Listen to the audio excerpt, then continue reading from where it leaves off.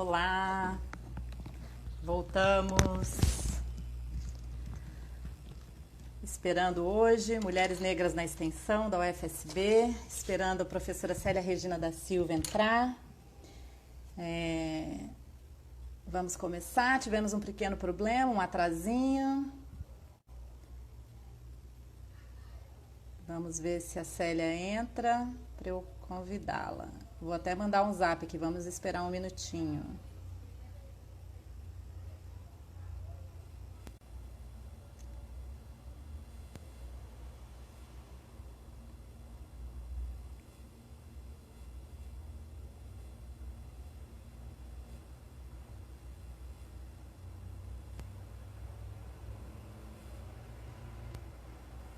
Célia não entrou ainda, estou esperando, acho que ela está com algum problema de conexão. Entrou, vamos lá.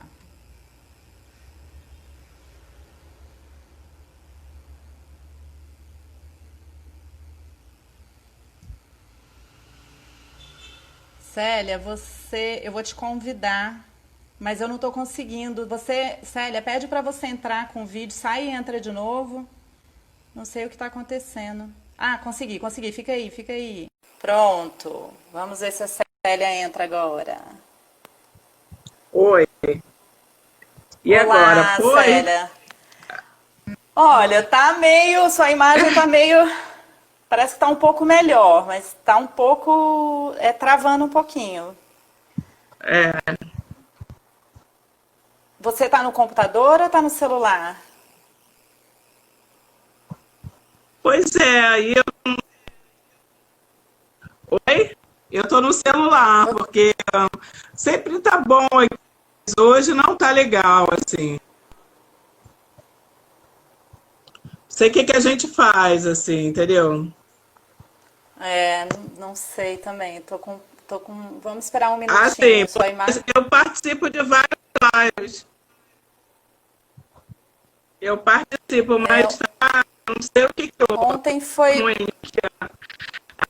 O do Deixa computador tá eu vou, pior.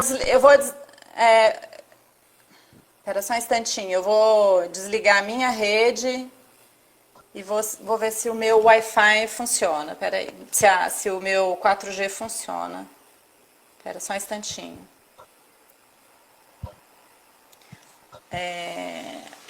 Pera aí, deixa eu mudar para um outro ambiente aqui da casa. Pera aí. Aí a gente vê que Tá. pode... Espera só um instantinho. Aquele aí. Ah, Keila.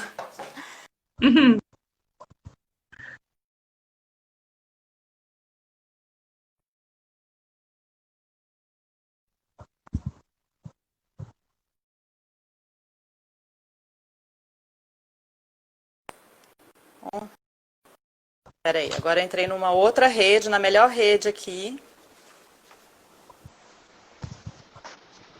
Realmente a sua imagem que está cortada. Agora eu não sei se o seu áudio vai ficar bom. Entendi. Você me Você tá se... ouve? você- Sim, eu tô te ouvindo. Você está se vendo com a imagem boa ou sua imagem tá meio Tô. embaçada Eu tô também? me... Eu tô vendo com a minha imagem boa, tô me vendo bem. Ah, A, engraçado. Quem... a sua Vocês que... estão vendo Célia bem?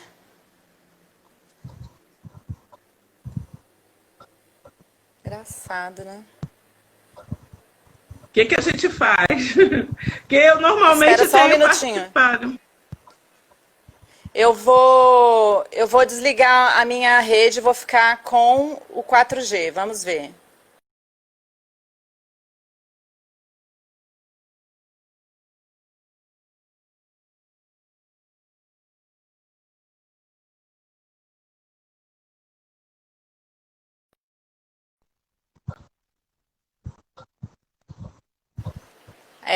Pamela falou que nós duas estamos quadriculadas.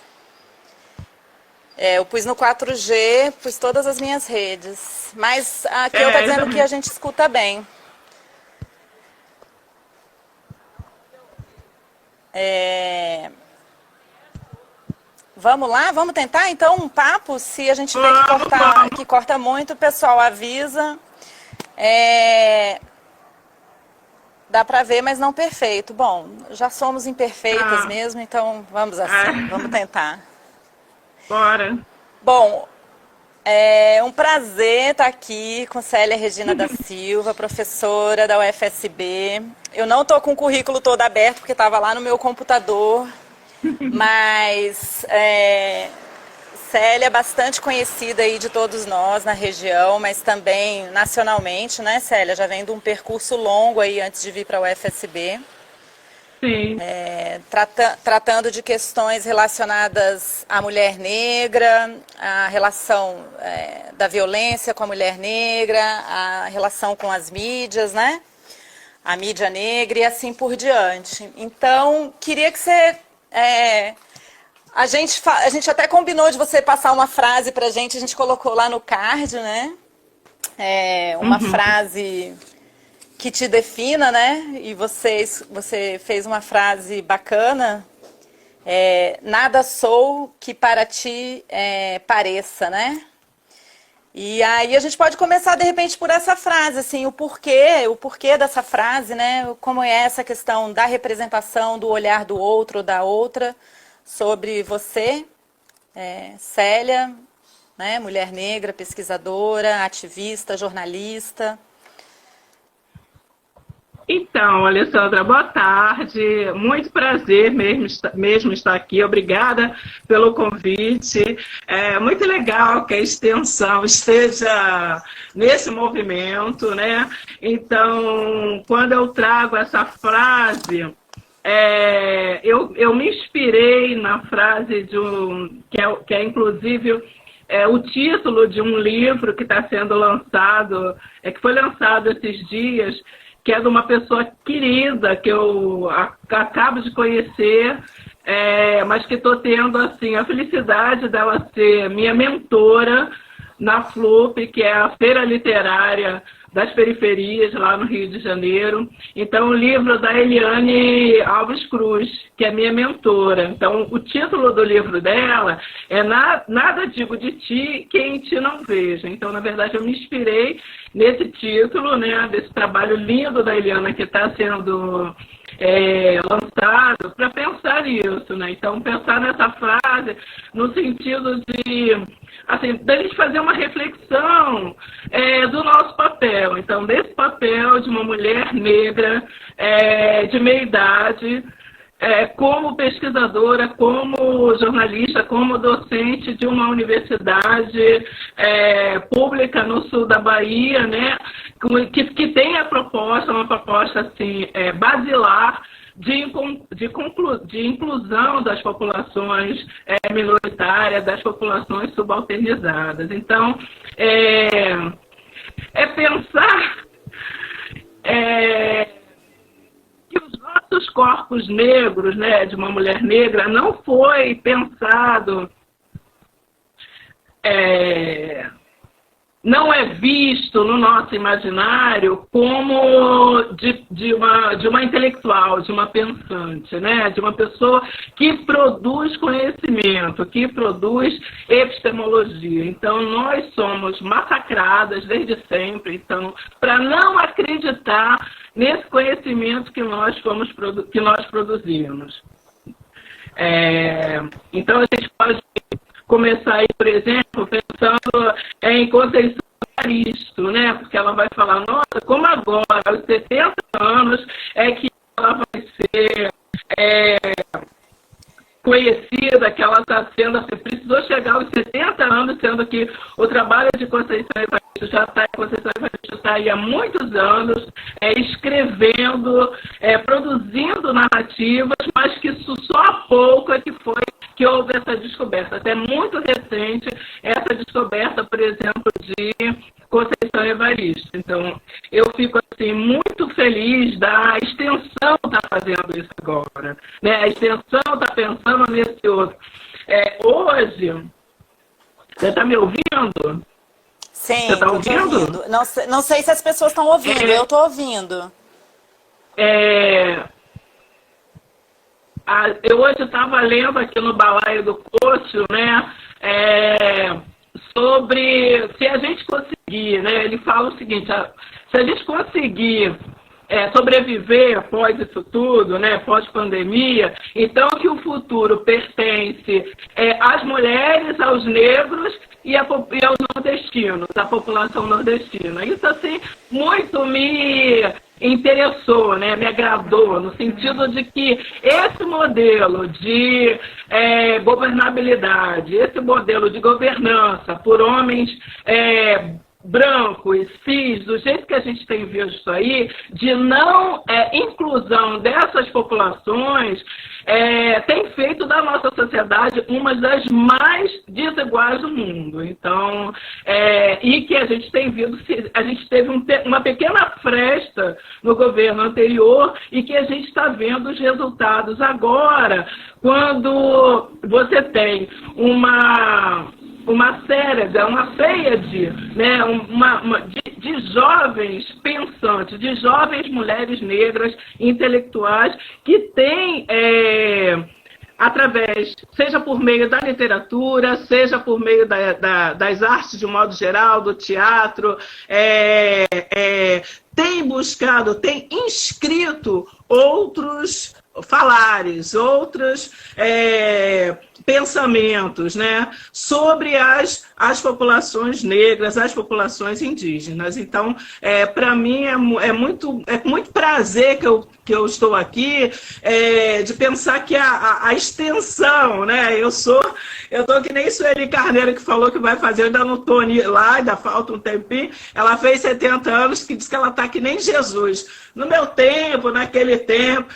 Mas quando a UFSB chegou, eu fui uma das primeiras a fazer alguns dos eventos, né, sobre as mulheres, no Dia Internacional das Mulheres, para falar das mulheres negras. Então, eu tive esse prazer de fazer isso. Então, mas era sempre, inicialmente, era muito pouquinho ainda, nós ainda éramos muito poucas, mas eu fui lá marcando presença, né? Porque a militância, a docência, e no meu caso, né, que eu me considero uma docente militante, ela é diária, ela é cotidiana, né? Como diz a Bell Hooks, uma intelectual não pode ser feita só de ideias, né? O interessante é quando você consegue transpor, né, essa barreira, né, e conseguir produzir outros discursos. Né? Então, não só ficar ali, eu entendo que é você não ficar só naquela bolha, e a extensão tem esse papel, é você transpor a bolha, né? É você dialogar extramuros. Então, realmente, eu estou muito feliz de estar aqui e com você, uma colega jornalista, mas também pensando que essa temática agora ela já entra para a extensão, né? E aí a extensão não mais vista como prima pobre, porque não é, né? Eu acho que foi uma fala tua, certa vez, dessa coisa da prima pobre, ou pelo menos que eu imagino de um dos nossos debates. Então, a extensão nessa articulação com a sociedade. Não tem mais como pensar uma sociedade igualitária sem que as mulheres, sobretudo as mulheres negras, estejam aí incluídas, apesar de todos os pesares. Então, como eu comecei, eu entendo que a participação das mulheres negras é efetiva. E a gente tem visto isso muito fortemente dentro da universidade, com o PPGR, por exemplo. Então, no PPGR, que é o nosso programa de pós-graduação em Educação e Relações Étnico-Raciais, que eu tenho o prazer de estar desde o começo, desde o início. Em 2017, nós já estamos na 3ª turma, em que nós temos uma maioria de mulheres que são professoras aqui na região e que nos trazem dessa realidade de desigualdade que nós temos aqui. Então, mas são mulheres que estão se formando e que vão formar outras mulheres, né? Porque nós temos temos essa característica de nós, mulheres negras, de estarmos desde sempre, quando você vai ver a história da educação no Brasil, então de nós estarmos, sim, na escola, todavia, quando chega no ensino superior, por exemplo, nós somos menos de 3% na pós-graduação. Você vê, nesse universo de cerca de 60 mil, se eu não me engano, professores, mais de 60 mil, na pós-graduação, nós, mulheres negras, somos menos de 3%. Isso tem um significado, né? Porque mesmo quando nós estamos, assim, o racismo que a gente convive, ele não vai permitir que muitas das vezes nós tenhamos acesso às bolsas, a alguns programas, o que vai dificultar lá na frente aos nossos alunos e alunas. Então, por quê? Porque nós, na maioria das vezes, vamos estar imbuídas, né, desse propósito de trazer essa população, de trazer essas mulheres negras também para serem nossas bolsistas, para trabalharem nos nossos projetos de extensão, né? Então, se a gente não consegue, se nós, professoras, estamos perpassadas por esse racismo, que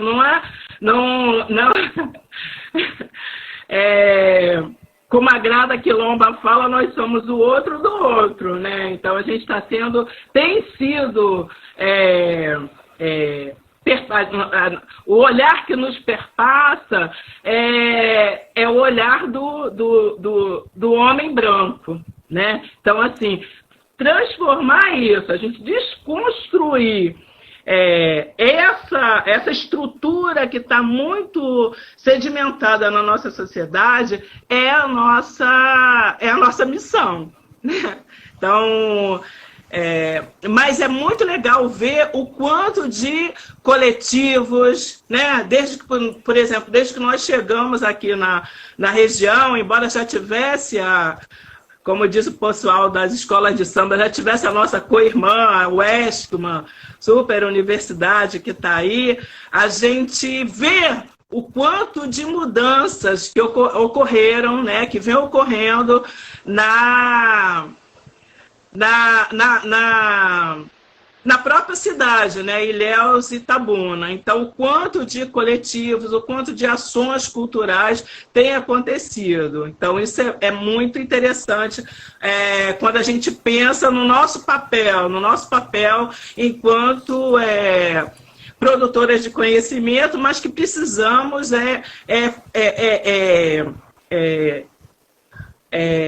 estar elencado, né, a questão não só da extensão, mas também da pesquisa e da sala de aula. Legal, legal, Célia. Quem está entrando aí, nós estamos com um pouco de problema técnico, talvez o nosso visual não esteja tão bom, mas eu acho que vocês estão nos ouvindo e eu acho que isso que é importante, né? Richard Santos aí, nosso professor também, bastante vinculado, né? Richard Santos está falando aqui, viva Célia, me representa.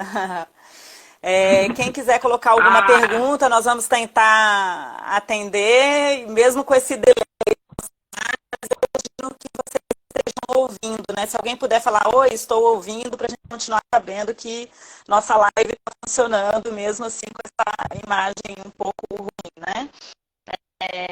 Célia, muito bacana saber dessas suas opiniões, né, vinculadas à sua trajetória. Interessante que você já tocou já de início na questão da extensão, né? E é interessante a gente observar como que, aí você me faça um comentário sobre isso, se você acha que é pertinente, essa ideia da mulher negra na academia, que antes era tema, né? Ela era objeto de estudo, às vezes de um outro olhar, né? Que não era nem da mulher, às vezes do homem branco ou da mulher branca, que seja. Mas, de repente, ela começa a entrar nesses espaços, ainda temos um longo caminho a percorrer, né? Mas será que isso coincide também com uma possível valorização da extensão? Porque ela entra como uma sujeita política, né, de ação, né? Acho que a gente vê muito isso, né, no movimento feminista negro, né? A ideia da ação. Então, você acha que isso, e você tem conseguido fazer isso na sua carreira? Você tem conseguido fazer isso na UFSB, vincular a sua trajetória na pesquisa com a extensão? Como é que você vê isso? Olha, eu penso que sim. Aliás, é porque, inclusive, é um perfil meu, né? Assim, eu sou essa professora que também admira esse trabalho extensionista, né? Então, a gente, por exemplo, no projeto, né? Nós temos o próprio projeto Observa, que é o Mulheres Negras, Direitos Humanos e Mídia Radical, que nós fizemos uma ação junto ao presídio de Itabuna, né? Então, assim, é atravessado exatamente por demandas que nos chegam através de alunos e alunas do mestrado, do PPGR. Então, assim, eu entendo que pode haver essa articulação, sim, que ela é necessária.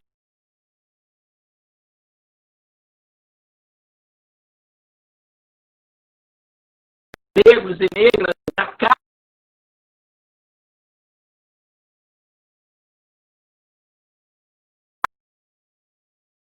educacional.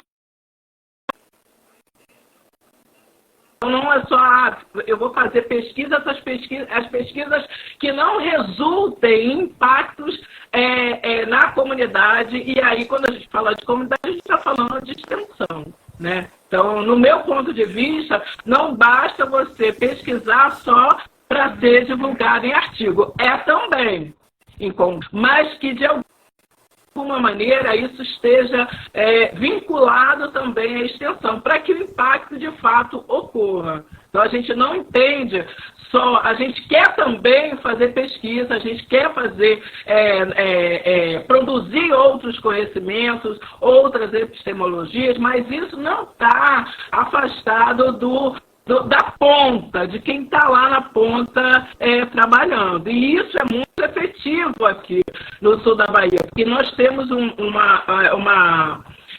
movimentos sociais são efervescentes aqui, né? A gente tem a comunidade negra, indígena, cigana, então a gente tem uma efervescência em termos de movimento social aqui no sul da Bahia. E que eu penso que o nosso papel enquanto pesquisadoras e pesquisadores é fazer essa confluência. Não tem como isso andar apartado. É assim que eu entendo.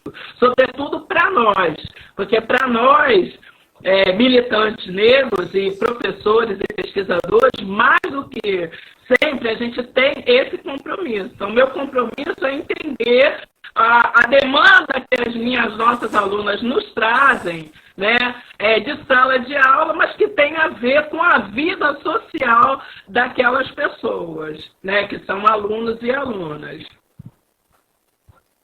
Legal, entrou aí o pessoal do PIPEC, Janaína entrou, lembrando que às 18 horas começa a Semana das Pretas lá, né? Vou tentar até fixar um comentário aqui um pouco mais para o final, não vou mexer muito porque a gente está com problemas de conexão hoje, mas vamos lá, vamos seguindo em frente.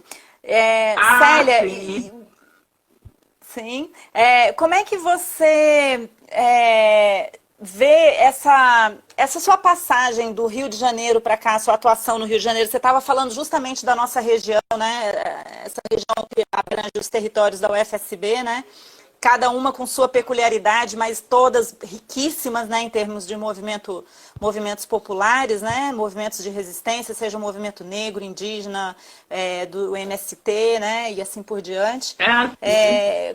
Como é que você vê essa diferença? Como é que foi para você? O que era aquela realidade? O que é essa realidade?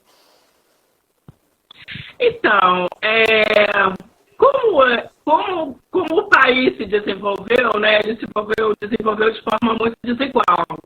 Então, eu tinha uma realidade lá no Rio de Janeiro que eu tive a oportunidade de trabalhar em comunidades populares. Inclusive, a minha dissertação de mestrado foi feita na favela da Rocinha, né, sobre a rede de comunicação popular que eles têm lá. Então, no final dos anos 90, início dos anos 2000, a minha pesquisa eu faço lá nesse período, 98, 99. Então, eu entendo que tem um tipo de movimentação que é feita nas comunidades populares, né, que hoje você tem a CUFA que acaba unindo o Brasil todo, atuando no Brasil todo. Mas, assim, nos grandes centros você tem uma peculiaridade que a gente vai encontrar em Salvador também. Eu acho que o difere é que, assim, eu venho de um centro urbano, de um grande centro urbano, para uma cidade do interior. Aí a gente vai ter outras peculiaridades, né? Então, que a zona urbana, ela acaba, de alguma forma, tem algumas informações que fluem muito mais rápido, né? Que chegam muito mais rápido, né? Então, você, há 20 anos, quando eu estava fazendo pesquisa na favela da Rocinha, eu já ouvia determinado tipo de cobrança dos moradores que não aceitavam mais a chegada de pesquisadores e pesquisadoras per si, sem que tivesse um retorno para a comunidade. Eu já ouvia dessa cobrança. Então, a vinda para cá, é evidente que eu vim para um lugar, eu antes passei pelo Pará, pelo FOPA, que é no norte, que o norte está lá, que ninguém nem ouvi falar. A realidade de lá é uma realidade muito dura. A situação indígena lá é deprimente, é muito difícil mesmo. Só que a gente veio para a Bahia. Então, a Bahia é esse lugar que para nós brasileiros, eu penso que é para nós brasileiros, né? Mas para nós, sobretudo para nós negros, esse lugar que a gente se encontra, se reconhece, que tem uma cultura muito forte, né? Uma cultura, a presença negra, sobretudo em Salvador, é muito forte. A gente aqui é mais mixado, né? A gente tem uma influência maior já do Sudeste, já está mais encostado ali no Sudeste, na minha visão. Mas o que difere, eu acho que é você estar num grande centro de vir para uma cidade do interior que tem coisas muito bacanas, mas que tem menos violência, que tem as demandas são outras dos grandes centros urbanos. Possivelmente de Salvador para cá você já vai ver uma diferença, né? De Recife para cá, do que, né? dos grandes centros urbanos. A gente aqui nós vamos ter peculiaridade no sentido dessa luta, dessas reivindicações, que muitas das vezes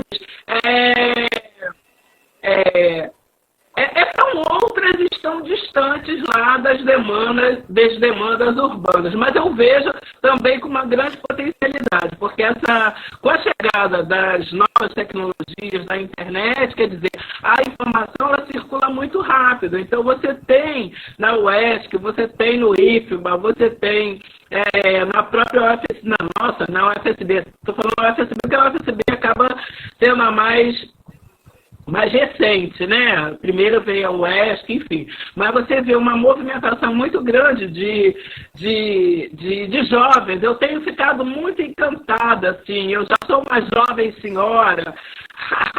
Eu tenho ficado muito encantada com essa troca com a juventude. Eu estou tendo a oportunidade agora, lá na FLUP, né? Eu tive esse momento pandêmico de ter essa alegria de estar participando de uma formação na FLUP, que vai ser a reescrita do livro da Carolina Maria de Jesus, O Quarto de Despejo, que esse ano faz 60 anos. Então, eu estou tendo a oportunidade. Por isso eu conheci a Eliana Cruz, que veio ser a minha mentora, a nossa mentora. Então eu estou no grupo de mulheres de várias idades, de mulheres negras, que estamos nessa formação. Hoje, inclusive, tem tem os painéis, todas as terças-feiras tem os painéis de estudiosos, de pesquisadores, de artistas que ensinaram Carolina Maria de Jesus, e a gente também tem as bancas para essa reescrita. E nesse processo a gente tem várias mulheres, uma oportunidade ímpar. A pandemia tem outra conotação a partir disso, porque é uma troca muito profícua, com gente jovem é muito bonito, assim, né? Que se identifica, que se diz, né? Que está autorizada escritora negra. Então é muito bonito, assim, de ver. Sabe, as pessoas, essa questão da disputa de narrativas mesmo, mas elas não estão para brincadeira. Assim. Tudo bem aí, Alessandra? Tudo bem. Eita, deu uma pausada. Oi? Não, é que estavam ligando aqui. Consegui. Célia, que mais? Eu tinha aqui algumas coisas anotadas. Se alguém quiser fazer alguma pergunta aí também no chat. Vamos falar um pouco, eu queria que você falasse um pouco de mídia, né? Já que foi aí, você vem da mídia, você é jornalista, você pesquisou, você pesquisa atualmente no seu projeto de extensão lá no Observa tem mídia radical, né? Eu queria saber, eu queria que você falasse um pouco de uma forma geral sobre essa questão, também como isso veio dentro do seu percurso e como você vê esse panorama hoje aqui na nossa região. Né, a gente vê um crescimento exponencial de mídias negras em nível nacional, né, muitos sites muito bons, blogs muito bons, podcasts, as mulheres, né, que eu imagino também que isso tem acompanhado um pouco como foi o próprio movimento feminista, né, que inicialmente o movimento feminista negro entrou dentro do panorama do próprio movimento negro, né, que era mais capitaneado pelos homens negros. Então, isso também aconteceu nesse movimento da mídia em si. A gente pode falar numa mídia feminista negra, né? Ou é uma mídia negra como um todo? Queria que você falasse um pouco aí como é que anda esse panorama. Olha, Alessandra, eu tive assim, né? Desde o mestrado eu fiz jornalismo lá naquele tempo, lá na ECO, na Escola de Comunicação da UFRJ, né? Fui aluna do Muniz Sodré, da Ana Ruda Calado, desse pessoal todo, mas naquela época eu ainda não pesquisava mulheres negras. Na verdade, eu vinha com atuação no movimento social de mulheres negras já há muito tempo, né? Mas, assim, em termos de objeto de pesquisa mesmo, isso vai entrar na minha pesquisa de doutorado, quando eu vou trabalhar com hip hop, porque já me chamava a atenção, lá no início dos anos 2000, essas mulheres. E é engraçado, como no Brasil, às vezes a gente desanima, né? Não vai dar certo e tal. Mas eu tive a oportunidade de ser gerente de uma ONG negra no Rio de Janeiro, o CEAP, e eu tive a oportunidade, eu conheci e tinha uma amizade com a Judy Morrison, que é uma afro-americana representante para a América Latina e Caribe, que ela dizia que o Brasil tinha avançado muito, assim. Porque às vezes a gente acha que não, que está tudo ruim, a gente às vezes tem um olhar muito pouco positivo, assim, né, da nossa vida. Então, assim, e naquele momento, no início dos anos 2000, ou seja, de 15, 16 anos para cá, deu um salto nessa questão. Então, a gente tinha e tem uma mídia muito negra, muito embranquecida, essa mídia hegemônica, né? Que ainda é muito branca. Ela vem mudando, ela é muito tradicional, então ela vem mudando muito vagarosamente. Claro que a gente tem avanços, né? Hoje eu recebi alguns jornais e, por exemplo, a capa de uma revista a Marie Claire, né, a versão brasileira, a capa é a Maju Coutinho.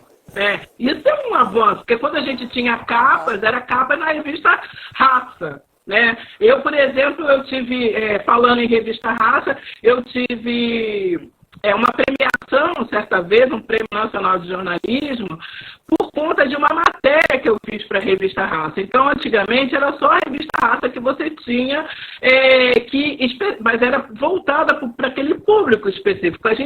Era muito raro você ver uma jornalista negra, sobretudo ilustrando, aparecendo, que esse tem sido, eu acho que a maior disputa é esse imaginário, né? Essa representação sobre a população negra, porque sempre uma representação tem sido, até então, bastante estereotipada, né? Porque ela não era feita por nós, ela era feita por esse olhar do homem branco. Então, quando você vai pensar na primeira... se a gente for lá atrás, pensando, né, nas nossas representações, as representações sobre a maneira das mulheres negras são bastante estereotipadas, né? Então, é o que a Lélia Gonzalez vai falar, né? Então, ela vai definir, ela vai apontar, né, três maneiras assim de nós sermos vistas, que é a mulata, né, a mãe preta ou a mucama. Então, assim, era esse olhar que nós fomos vistas. Essa desconstrução ela é muito recente. Eu acho que ela está em curso. Não tem mais como voltar, né? Então, eu, por exemplo, quando pesquisei lá o hip hop, era naquele momento que ainda não tinha redes sociais, eram listas. E a forma com que as mulheres se encontravam em São Paulo era o lugar que fazia esse encontro nacional do hip hop, era através já da internet, não dessa versão que a gente conhece agora, não tinha ainda essas redes sociais, né? Mas esses impactos da vida online ocorriam offline, havia esse diálogo. Então, o online impactando o offline. Então, a partir dos encontros online, a vida das meninas, das mulheres negras ia mudando também, em termos de participação social. Entende? Então, assim, eu compreendo que houve uma mudança nessa mídia radical. Então, essa mídia radical que tem pautado a mídia hegemônica, né? Assim, pensando que a gente não vai entrar aí tem muitas discussões, mas de um modo geral, né, a questão do controle, né, dessas grandes empresas, dos conglomerados, mas em termos de narrativas, são outras narrativas. E essas moças e rapazes, mas essas mulheres têm, inclusive, pautado a mídia hegemônica. Então, eu acho que a gente está em curso. Tem em curso uma transformação que não tem mais como mudar. Então, a gente tem trabalhado aqui mesmo, né, na iniciação científica, eu tenho um projeto pensando, então, como é que essas mulheres, como a internet, como as redes sociais facilitam a participação social e a militância. E a gente tem visto que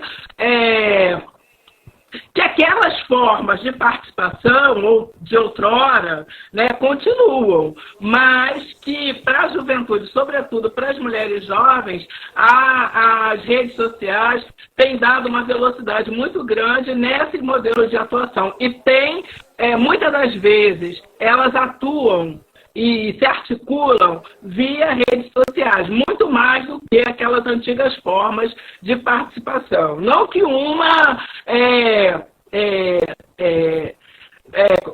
afaste a outra, mas é sobremaneira nessa articulação via redes sociais, via tecnologia. Eu acredito que tem uma mudança em curso que não dá mais para parar. Ninguém vai voltar mais, né? Como diz o pessoal, não vai voltar para o armário, não vai voltar para a senzala, não dá mais para essa escrita é tirar das mãos dessas mulheres uma escrita. Não tem mais como. E isso a gente agradeça às cotas, né, a política de cota, de ação afirmativa, a toda essa revolução que ocorreu aí com a chegada dessas populações à universidade. Agora, o nosso papel na universidade é que nem essa questão do antirracismo, né? Não adianta ficar botando só a plaquinha de antirracista.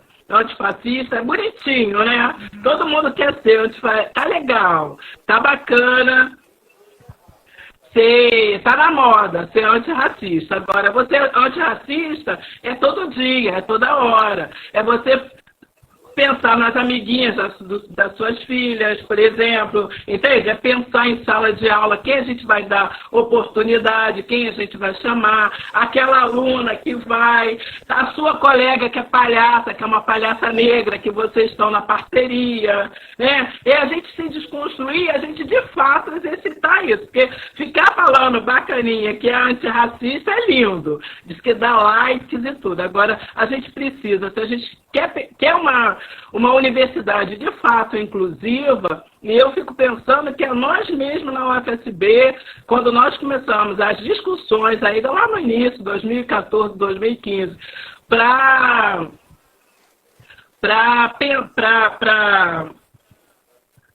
essa questão mesmo do componente das relações étnico-raciais, e assim, que é de 30 horas, quando a gente estava pensando nisso tudo, imagina, assim, 30 horas para você falar da lei 10.639 e da 11.645. Então, assim, a gente tem um desafio muito grande quanto à universidade, porque é uma universidade que se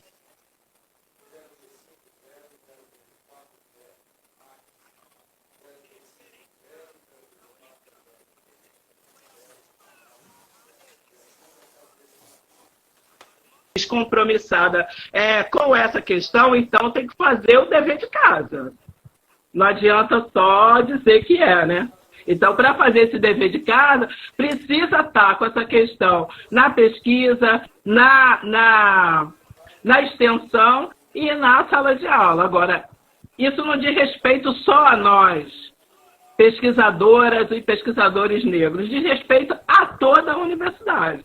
Não é só a mim, vai falar de negro, chama a Célia. Não, pode me chamar, mas para outro. Tanto o que a própria Maju Coutinho fala, a gente pode falar de tantos outros assuntos, mas a gente quer falar desse também porque é necessário. O dia que não for, vai parabéns para todos nós, mas enquanto for necessário, a gente tem que falar e tem que bater na tecla. Chega a ser uma... Me lembra essa fala comum de que as mulheres são muito radicais, né? A gente vê essa fala que beira uma certa ingenuidade, né? Porque as mulheres, feminazi, é radical demais, né? Mas beira uma certa ingenuidade, mas ao mesmo tempo também uma forma de manter, né, essa estrutura intacta, né, desses estereótipos, essa estrutura cognitiva sobre, né, o que é essa mulher negra, né? Porque eu estava lendo, eu comecei a ler aqui o roteiro do que que horas ela volta, sabe, esse filme? Tá me ouvindo? Que horas ela volta? Tô. Aí eu tava vendo que, assim, tem uma questão que a autora fala que alguém, que um jovem lá no Itaú diz, poxa, o privilégio é não pensar nem no privilégio. Olha que privilégio, a pessoa está num lugar e nem pensar no privilégio que ela está ali, sabe, sem nenhuma... não sem nenhuma, mas de pensar no seu privilégio, né? Olha que a fala é o seguinte, o privilégio de nem precisar pensar no privilégio que tem na vida, né? Então, assim, essa aí, eu vi uma história uma vez que eu nunca mais esqueci, de uma criança, era autora, eu não sei se era Eliana Brum contando na Folha, eu não lembro quem era, mas assim, de uma criança que não estava acostumada a ver gente negra, assim, e ela perguntou para a mãe, as pessoas marrons não dormem? Sabe? Mãe, as pessoas marrons não dormem porque ela sempre vê as pessoas marrons trabalhando. Ela nunca via as pessoas marrons se divertindo. Então, assim, e outra coisa que eu acho engraçada, a gente está falando do racismo nos Estados Unidos. Eu falei, nossa, até para falar de racismo é mais bacana na gringa. Porque o daqui, né, quando a gente vai pensar, por exemplo, nessa pandemia, em que o primeiro caso, a primeira morte no Rio de Janeiro foi de uma empregada doméstica que foi contaminada, né, pela patroa que chegou da Itália, e que por acaso eu tenho uma amiga que mora na cidade que ela era, a patroa despachou para a casa dela, para a família, a mulher já quase morrendo, né?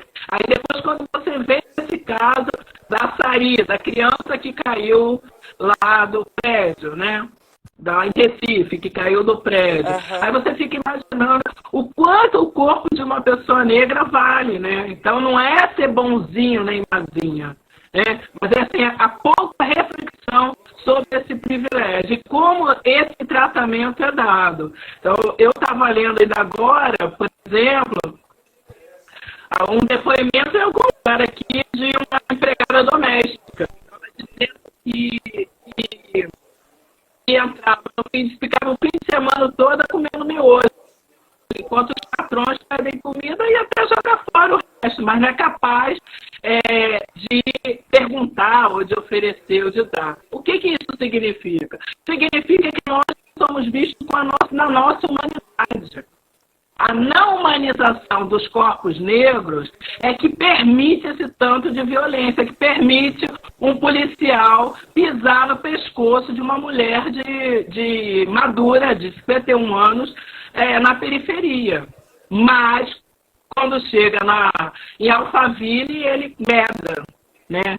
Então, são esses corpos negros que são violentados diariamente. Agora, eu penso que eu sempre procuro pensar e ter esperança e que isso vai mudar e que nós temos essa responsabilidade na universidade.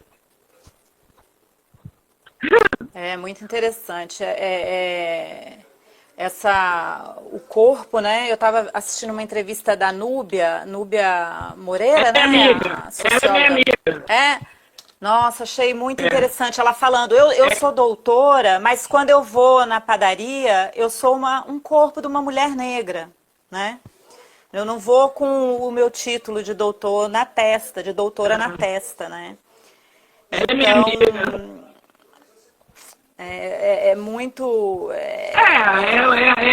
Quando você sai aqui, eu, mulher negra, meia idade, acima do peso, quando eu saio aqui, eu não estou com título, e isso assim, aqui mesmo, no meu dia a dia, às vezes eu, por exemplo, quando já passei por situações no prédio que eu morava na Zona Sul aqui de Ilhéus, que possivelmente você não passaria, entende?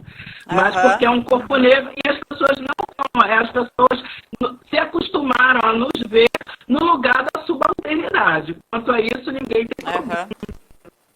Sabe? Mas nos ver na sala de aula, então o racismo, inclusive, nos atravessa na universidade.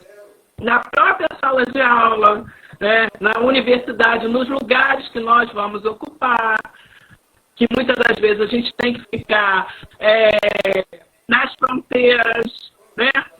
Muitas das vezes a gente tem que ocupar esse lugar fronteiriço, porque não nos é permitido, muitas das vezes, ocupar os lugares de protagonismo. Então são reflexões, é muito duro tudo. Não é fácil, não. E falar sobre isso é difícil. É difícil, mas é necessário. Porque não adianta bancar de bacaninha, que é legal. Não dá mais para isso. Eu acho que não dá mais porque tem uma juventude aí que não vai aceitar, que não quer aceitar mais isso. Que está metendo, como diz, o pé na porta. Né? A minha geração ainda teve que dialogar mais, mas tem uma galera que vem aí que está metendo o pé na porta porque não quer mais esse embaçamento, como diz aí a galera jovem, né? Essa coisa embaçada. Então, de você ficar nas bordas, que é um lugar também, né? Mas que você também pode transitar ali. Mas não é fácil o que a gente tem pela frente. Agora a gente tem feito ações muito interessantes. Eu acho que a UFSB tem apresentado propostas, tem muita coisa para ser feita, mas de toda sorte tem um movimento acontecendo, tem um movimento, essa chegada, não por acaso, a chegada do PPGR tem trazido, né, tem trazido bastante dessa realidade do entorno para dentro da universidade. A gente sabe mais o que está acontecendo lá no dito chão da escola, né? Eles nos trazem, elas nos trazem essas informações do que está acontecendo no chão da escola. E lá na ponta, como diz, o bicho pega. Na ponta o bicho pega, né? Então lá na ponta a gente tem desde das situações de opressão, por exemplo, que as igrejas neopentecostais fazem, né, na cabeça dessas populações. E tem uma questão que para nós é bastante, incomoda bastante, que é porque a maioria das mulheres que estão nessas igrejas neopentecostais são mulheres negras. E por que elas estão lá? Porque o Estado lhes abandona, porque não tem para onde a pessoa vai fazer o quê? Para onde vai? Né? Se você tem um Estado que muitas vezes quando entra a força, quem entra, a representação que você tem no Estado, muitas das vezes é a representação, é a força policial. Porque você não tem um posto médico decente, você não tem uma escola decente. Então, aí, ou tem o pastor, a pastora, ou tem o tráfico de drogas.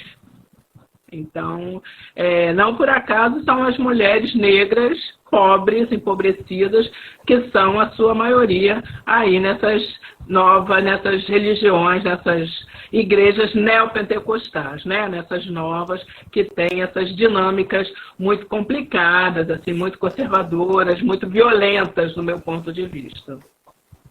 Sim. É isso. Então, acho que o nosso papel enquanto universidade, acho que enquanto extensão, é fazer esse diálogo mesmo com o entorno, que era uma crítica, né, que é feita às outras instituições, e que a gente precisa fazer esse dever de casa.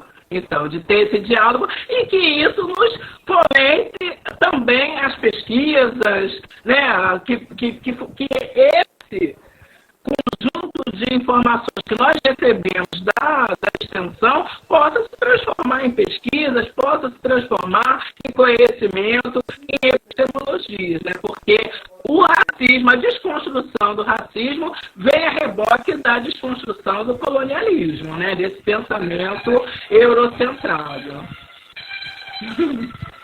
É isso. Bom, vamos falar aí um pouquinho de você, porque Keila deixou uma pergunta interessante. A Célia escreve textos potentes e sensíveis. Como tem sido sua experiência com textos de criação nesse momento? Inclusive, a Ana Beatriz Oliveira, eu anotei aqui o Insta dela, está perguntando aonde achar seus textos, Célia. Então, é uma coisa nova para mim, né? Eu até então estava envolvida com o jornalismo antes de vir para a universidade. Eu passei por algumas instituições, eu trabalhei em televisão, no telejornalismo, na edição. Depois eu tive algumas passagens por esporádicas, assim, por jornalismo de revista, freelancer, e depois eu entrei assim, na universidade e deixei isso de lado. Então, depois que eu entrei na universidade, nessa perspectiva do trabalho com textos acadêmicos e técnicos, eu deixei de lado. Então, agora vem no movimento, e Keila A Keila ainda tem é uma pessoa que a gente tem trocado bastante, então eu venho nesse movimento de voltar a escrever, de botar para fora essa minha verve literária, assim, a partir de crônicas e de textos aí literários. Então eu estou nesse processo, vem coisas por aí, por enquanto, por enquanto eu estou ainda aqui nesse exercício, não tem nada ainda. Mas estou nesse processo, mas é um processo que não tem mais como parar, que ele veio. Então, não só mais da Marley, a questão do texto acadêmico, mas também da literatura, que é um lugar para a gente... É um lugar de reconhecimento, é um lugar de transformação dessa dor que a gente, desse racismo que a gente tem que lidar no dia a dia, porque para nós é o dia a dia. É o dia a dia que a gente tem que sair para lidar, né? Botar um batom e sair, porque nem sempre, ainda que nós estejamos num estado com 80% de população negra, mas quando nós ascendemos a um lugar social, né? Que não aquele que as populações negras costumam estar inseridas, isso nos é muito caro. Então, são olhares, como diz Elisa Lucinda, outra querida, são os olhares, a forma com que te olha, com que, né? Então, você encarar isso no dia a dia, e não dá para você jogar a toalha. Né, a gente vê a mulher negra desde sempre, né? Ela foi para a rua, então ela estava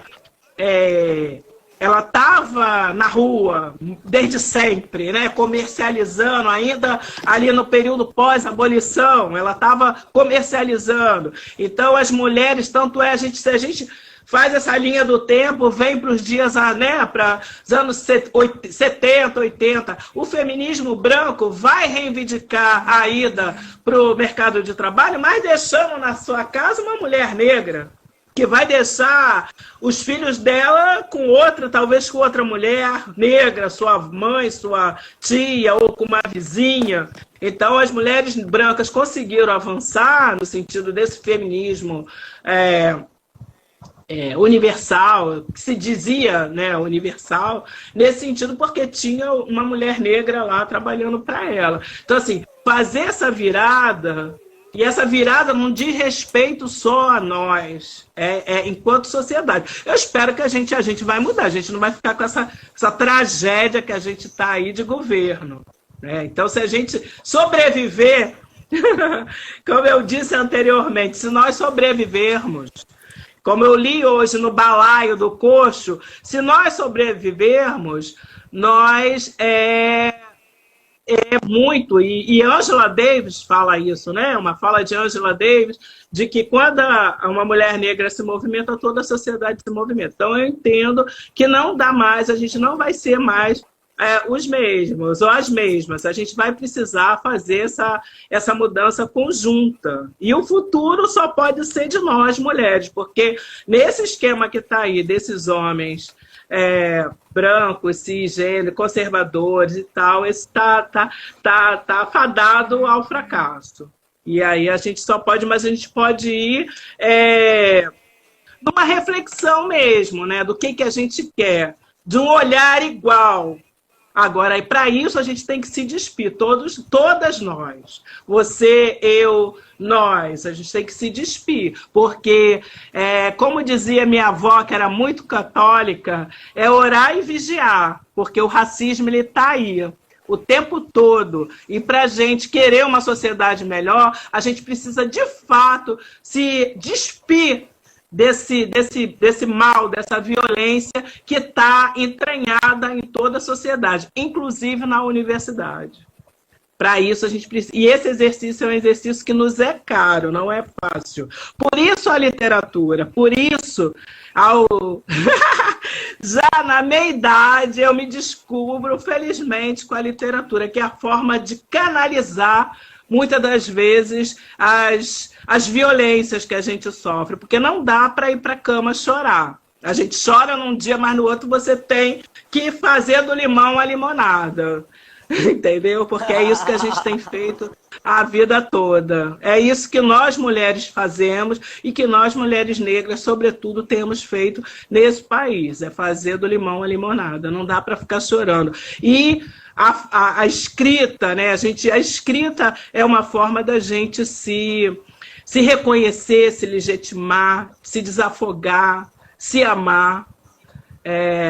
Tem sido muito interessante esse processo, inclusive aí com a FLUP, que é o reconhecimento de Carolina Maria de Jesus como autora, de fato, como criadora, como escritora, né? Nos 60 anos agora do quarto de.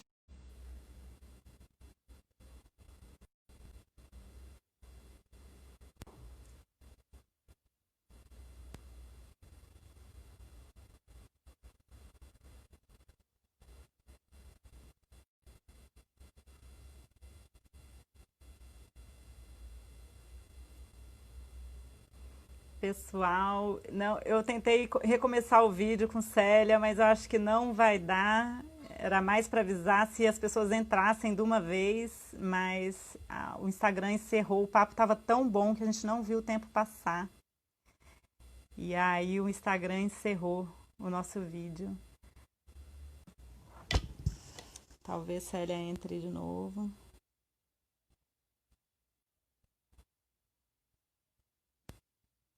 Vamos ver se Célia entra de novo. Professora Célia Regina, falando para Mulheres Negras na extensão da UFSB. Olá, quem está entrando de novo.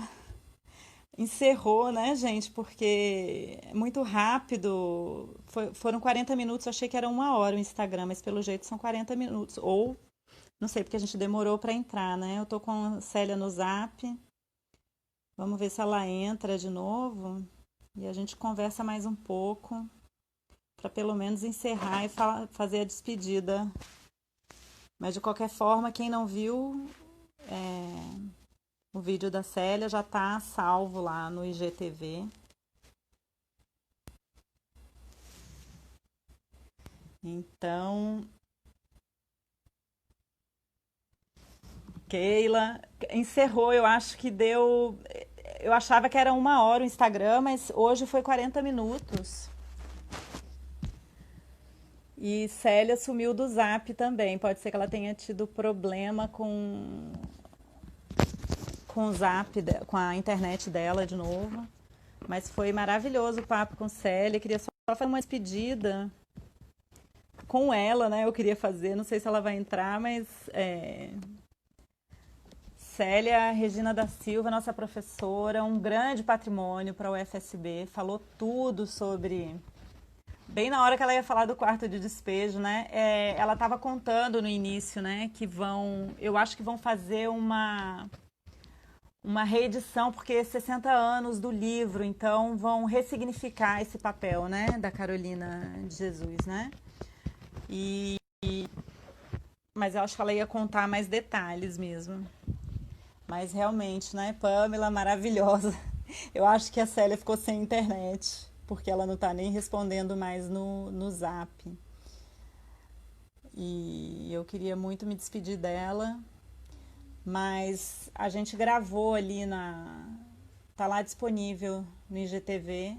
E nada impede da gente fazer uma nova sessão, né, com Célia. E fazer a parte 2. Então, ela tá vendo? Eu não tô vendo daqui. Vamos ver se ela chega. Você tá vendo, Keila? Ela conectando aí no Instagram? O fundo aqui era o sebo do meu marido que veio para dentro de casa com a pandemia, né? Ou ali tem uma ilhama também que eu ganhei da minha amiga, minha mestra palhaça. Lana aí, nossa queridona e aluna também. Ô, Keila, obrigada que você entrou.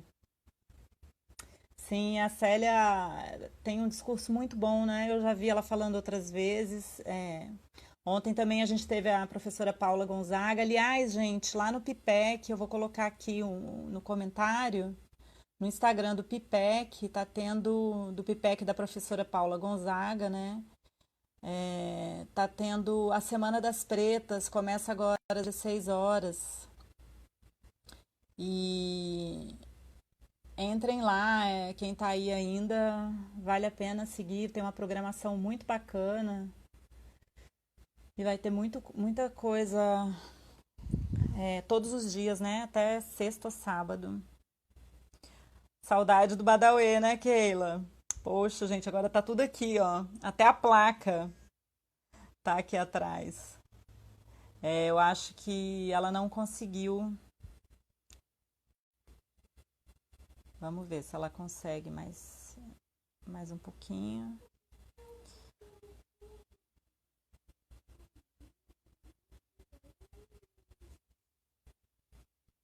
E aí a gente vai criar também, aproveito para falar quem ainda está online, que essa sessão, esse conjunto de lives aí a gente vai fazer todos os dias até sábado. Keila, inclusive, que está aqui, né? Pamela também, não sei se ainda está. A gente, né, amanhã é a professora Maria do Carmo. Quinta é a Pamela. Sexta a gente vai ter a Izzy Duque, cantora, técnica na UFSB. Olá, a Célia entrou, vou convidá-la.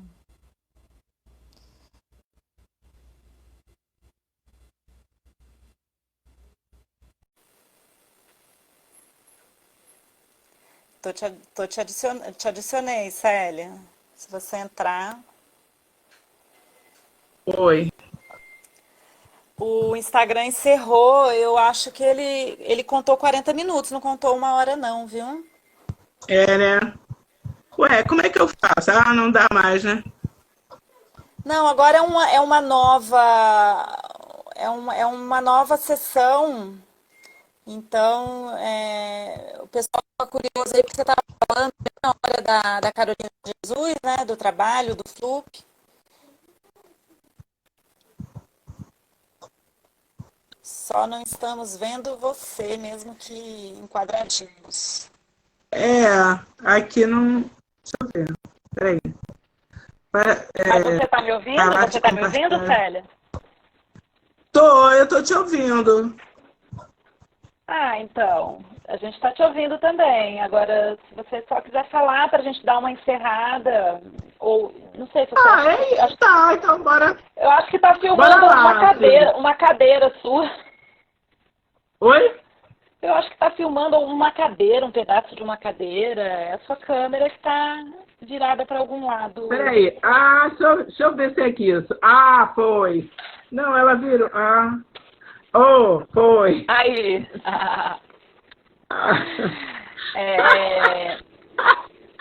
Muita coisa esse negócio de lidar com essas tecnologias, viu? Muita coisa, mas legal. Então, eu quero agradecer e parabenizar de novo. Demos conta que apesar dessas coisas todas, mas eu aqui nesse período também, eu já vi 1000 coisas acontecerem nessas lives, nesse modelo.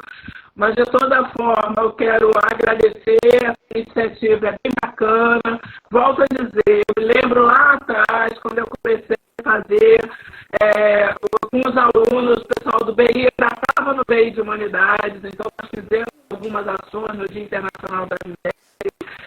Depois, nós fizemos, você lembra que eu tive, consegui naquela época, com a Ana Paulino, que é uma amiga querida, mostrar o trabalho dela, cujo foco são as mulheres negras.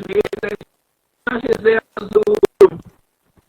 vários matar com uma aluna do mestrado, fizemos o primeiro fórum contra o feminicídio na universidade. Então, assim, a extensão ter tomado isso, né, ter tomado essa questão para si, para o trabalho dela, realmente muito nos alegra, porque não é mais eu, né, professora Célia, o interesse não é esse, assim, né, eu acho que do trabalho da extensão, do trabalho da militância, do trabalho paulatino do dia a dia, de compromisso de fato com as populações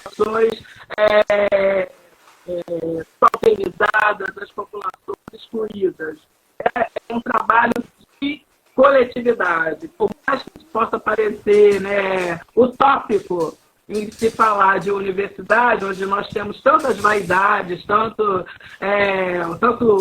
os egos tão inflados, né? Então, mas eu entendo que é um caminho que nós fizemos, assim, é um step by step, né? Nós já conseguimos alçar um outro lugar na universidade. Então, contem comigo para o que a gente puder trocar, trabalhar, estar juntas.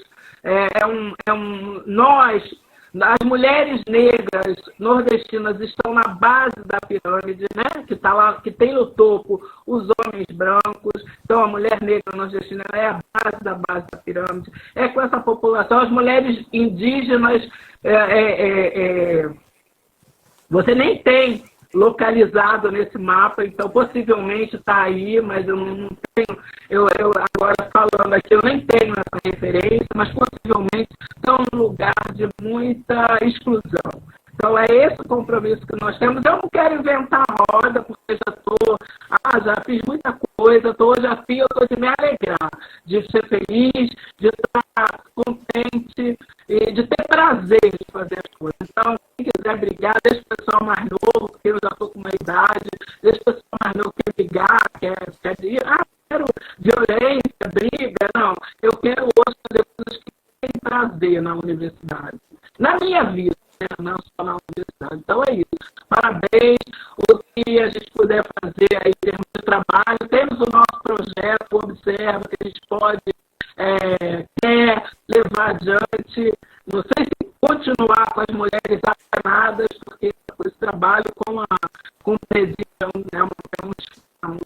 demanda-se uma equipe muito grande, que a gente não tem, né, recursos, mas talvez com outro grupo de mulheres, enfim, o que nos falta é demanda para trabalhar essa extensão, fazendo essa dobradinha com a pesquisa e com a sala de aula. Então, parabéns mais uma vez. Eu tenho esperança que a gente há de ter um mundo assim, menos violento, mas isso começa com cada uma de nós, com esse exercício, sabe? Com cada uma de nós. É isso que eu acredito. Felizmente, eu estou tendo essa chance. A minha pandemia não vai ser mais a mesma, porque eu estou numa troca bacana, boa, saudável, com uma galera muito jovem, que eu posso falar, porque eu sou a mais velha, uma das, mas eu tenho um grupo especificamente que eles falam, não, você pode falar qualquer coisa com você, então, estou adorando isso, estou adorando. Então, é isso, querida, parabéns, obrigada, e vamos seguir, tem outras colegas queridas, a professora Maria do Carmo, a professora Keila, e chamemos outras mulheres para ilustrar, para trazer outros olhares, outras visões, para a gente fazer essa universidade de fato, mais equânime, mais saudável, mais diversa, de fato. Mas isso vai sobremaneira nas nossas estudas, em outras ideologias, seja de um branco europeu. É hora de a gente pensar em outras epistemologias. E isso começa conosco. É um compromisso que nós temos, nosso, mas parte da gente. É isso. Muito obrigado. Parabéns. É nóis.